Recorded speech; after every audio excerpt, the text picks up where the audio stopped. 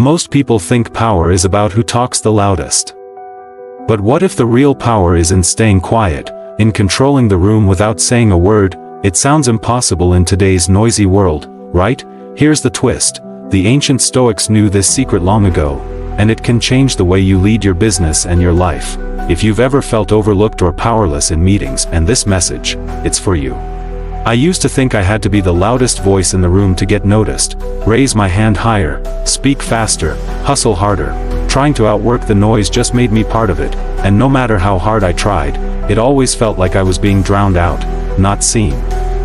Not really heard. Sound familiar? Maybe you've felt it too, this pressure to prove yourself, to speak when you're not ready, to fight for a space in a room that doesn't even see you, and when you finally speak up, nothing changes. You're left questioning your worth, your voice, your presence. That's when I came across this line from Marcus Aurelius: it is not necessary to be loud.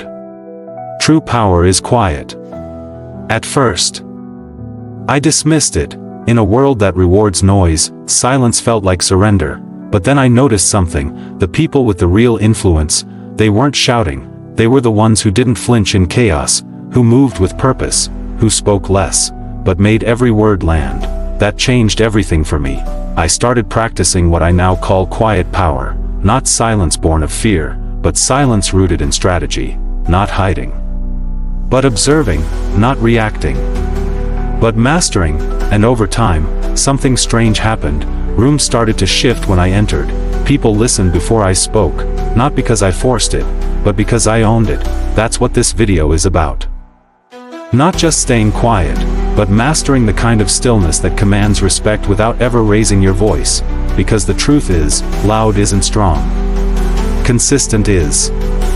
Centered is. Focused is. If you've ever felt invisible in the noise, this will feel like oxygen. Everyone in that room was trying to prove something. Talking fast. Talking loud. Cutting each other off. Quoting numbers. Dominating the conversation like it was a battlefield. It felt like a contest, not of ideas, but of ego. And I just stayed quiet, not because I didn't have anything to say, but because I finally understood something. You don't win by being the loudest. You win by being the clearest. And clarity often comes from silence, but let me be honest, it wasn't easy. At first, I felt like I was fading into the background. Like silence made me invisible. I kept wondering, are they noticing me? Do they think I'm weak? Because for most of my life, I believed I had to speak up fast. To prove I belonged. To prove I mattered. I remember earlier in my journey, I walked into rooms trying to match everyone's energy. Talking too much. Over-explaining myself. Trying to perform confidence, instead of embodying it. And honestly, it drained me.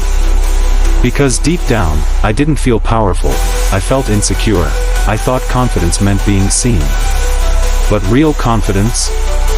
It's what you carry when no one's looking. It's how you sit with yourself in silence and still feel whole.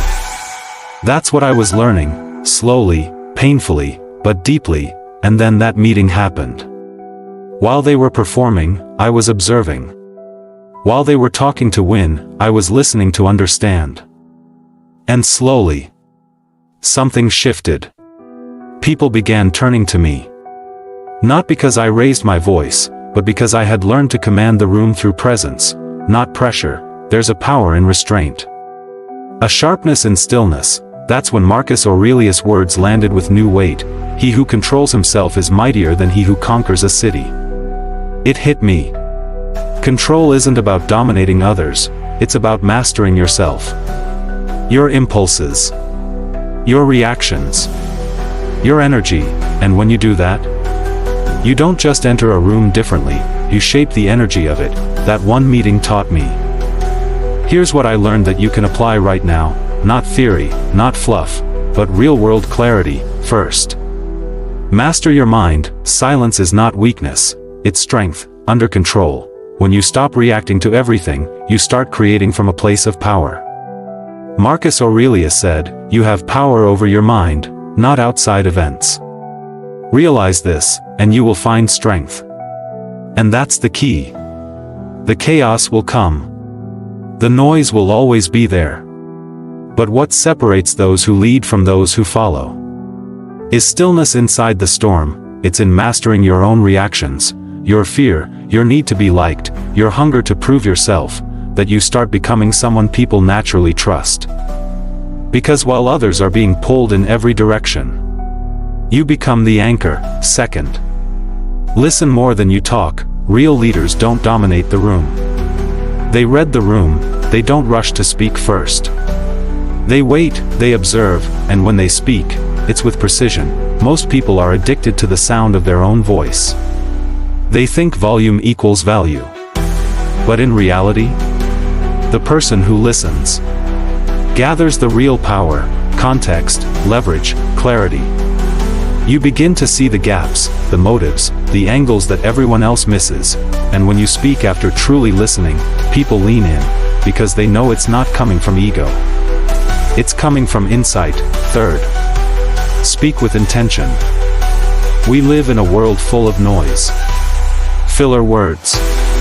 Loud opinions. Endless chatter, but when your words carry weight, when every sentence is deliberate, you cut through that noise. Don't talk just to fill silence. Talk to move people. Talk to offer clarity. Talk when there's value in your voice, not just volume. Your voice should be the calm in the storm, not another thunderclap in the chaos. Think of it like this: the most dangerous person in the room is rarely the one yelling. It's the one who's quiet, watching, and then drops a single sentence that shifts the entire conversation. Foe. This isn't just a business strategy, it's a personal revolution, because what I'm sharing here, it's not about boardrooms. Not just clients, it's about how you carry yourself when the lights are off, when no one's watching, when the applause stops, and the room is cold, and your voice trembles. There was a time I felt I had to earn every room I entered, like my worth had to be justified, proven, explained. So I got good at the game, I performed. I spoke up. I made myself visible, because I thought, if they see me, maybe they'll respect me. And if they respect me, maybe I'll finally respect myself. And for a while, it worked. People responded. They nodded. They clapped, but beneath all that, I was drained, not because I lacked skill, but because I was disconnected from stillness. I wasn't grounded. I was surviving, reacting to the energy around me, not rooted in the energy within me. I was driven by fear, fear of being overlooked, fear that if I didn't speak up, I'd disappear, that silence would make me invisible. But fear doesn't build leaders, it builds masks, and masks eventually, they suffocate you. So I stopped, not out of strategy, out of survival, and in the quiet that followed, I started hearing a voice I'd buried, the voice that didn't need applause, that didn't need to impress, that wasn't trying to win the room. Just trying to remember who I was, when I wasn't performing, and that was the shift, because behind all the noise I thought I needed, there was clarity, clarity about what mattered, clarity about what I refused to chase anymore, clarity about who I am when I'm not editing myself for other people's comfort. Marcus Aurelius said, "Be tolerant with others, but strict with yourself." And that line changed everything, because being strict isn't about punishment, it's about power, it's about self-command, it's about mastering your energy, your impulse, your attention, because when you can lead yourself, you stop needing the world to. So take this with you, not as advice, but as alignment. The world doesn't need more noise, it needs more presence, and presence begins when you stop trying to be heard, and start becoming undeniable, mastering the room without saying a word. That's not a trick, that's not a performance, that's discipline. It's the result of something deeper, the quiet, invisible work, the early mornings, the self-checks. The moments where you chose reflection over reaction, because real presence, it's earned in silence, it's sharpened in solitude, it's built, not broadcasted. So here's the move I want you to try, tomorrow morning, before the noise starts, before the meetings, the calls, the demands. Give yourself 5 minutes, no phone, no input, just presence. Sit, breathe, Feel the weight of your own existence. Let the stillness ground you. Then, take that energy into your day, into your next conversation, your next pitch, your next leadership moment.